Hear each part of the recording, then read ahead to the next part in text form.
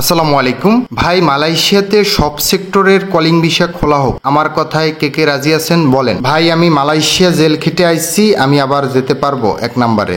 বিসমিল্লাহির রহমানির রহিম। আসসালামু আলাইকুম। আজকের ভিডিওতে আপনাদের গুরুত্বপূর্ণ যে কমেন্টসগুলোর উত্তর, মালয়েশিয়া সম্পর্কে গুরুত্বপূর্ণ কমেন্টসের উত্তরগুলো দেওয়ার চেষ্টা করব অবশ্যই, এবং মালয়েশিয়ার কলিং ভিসা ও প্লান্টেশন সেক্টরের ভিসা সম্পর্কে জানানোর চেষ্টা করব। গুরুত্বপূর্ণ কমেন্টসগুলোর উত্তর দেখার জন্য, মালয়েশিয়া সম্পর্কে জানতে অবশ্যই পুরো ভিডিওটি দেখার চেষ্টা করবেন।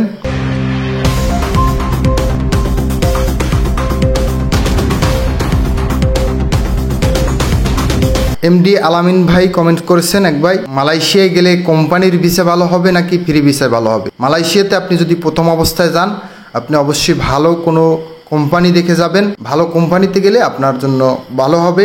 ফ্রি ভিসায় গেলে আপনার কাজ না জানলে বা প্রবলেম হবে। প্রথম অবস্থায় গেলে আপনি কোম্পানির ভিসায় যাবেন। তো এক বড় ভাই কমেন্ট করেছেন, ফ্যামিলি ভিসা বা স্পন্সর ভিসা সম্পর্কে জানাবেন। ইনশাল্লাহ পরবর্তী ভিডিওতে আমরা মালয়েশিয়ার ফ্যামিলি ভিসা ও স্পন্সর ভিসা সম্পর্কে আপনাদের জানানোর চেষ্টা করব।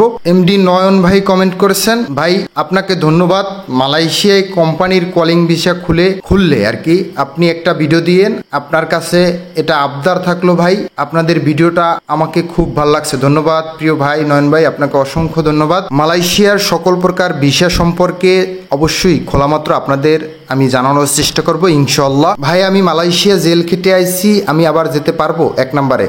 মালয়েশিয়া যদি আপনি জেল খেটে আসেন, তাহলে আর আপনি মালয়েশিয়াতে যেতে পারবেন না। কত বছর টাইম এর পরবর্তীতে যেতে পারবেন, এটা আমি আরও পরবর্তী ভিডিওতে বিস্তারিত আপনাদের জেনে তারপরে জানাবো ইনশাল্লাহ। এবং এক ভাই কমেন্ট করেছেন, মালয়েশিয়ায় বৈধ হওয়ার সুযোগ দেওয়ার সম্ভাবনা কতটুকু? মালয়েশিয়ায় অনেকেই রয়েছেন অবৈধ প্রবাসী, যারা কাজ পাচ্ছে না বা অনেক প্রবলেমের ভিতরে রয়েছে। তাদের জন্য বাংলাদেশের আমাদের প্রধান উপদেষ্টা অন্তর্বর্তীকালীন সরকারের কাছে অনুরোধ থাকবে যেন এই বিষয়টা খেয়াল রাখেন। এখন পর্যন্ত এই বিষয়ে কোনো বিষয় জানা যায়নি, সঠিক কোনো তথ্য জানা যায়নি।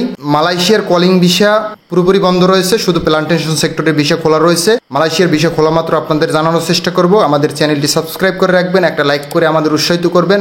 সবাই ভালো থাকবেন, সুস্থ থাকবেন। আল্লাহ হাফেজ, দেখা হবে নেক্সট কোনো একটা ভিডিওতে।